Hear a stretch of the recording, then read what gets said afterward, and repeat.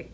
Hey guys, I'm Nicole. Today I'm going to be showing you how to administer IV medication to your patient as well as assess the site. So what we're going to do first is we're going to prepare our medication that needs to be administered through the IV line to our patient. So what I'm going to do is I'm going to check my medication record.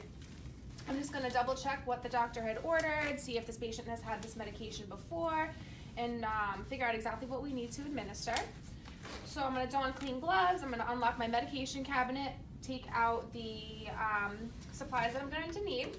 So as I'm checking the medication record, I'm again checking my medication label just to make sure that I'm applying the right medication to this patient.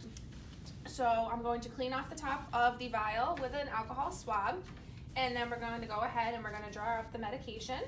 Again, we're checking one more time, making sure that this is the proper dose and the proper amount against the record, which it is. So what we'll do is we'll go ahead and change out our needles, and we're going to go and introduce ourselves to our patient. But first what I'm going to do is remove my gloves, we'll do hand hygiene, and put new gloves on. How are you today? My name's Nicole, I'm going to be your nurse. Can I just have your full name and date of birth, please? Thank you so much, Mr. Roberts.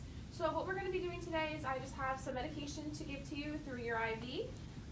Also, while I'm here, I'm going to assess the IV site as well, okay? So what I'm going to do is I'm going to do proper hand hygiene and don my clean gloves. Mr. Roberts, do you have any allergies at all to foods or meds? No? Okay, great. So I'm going to don my clean gloves after I practice my hand hygiene. And I'm going to assess my patient's IV site.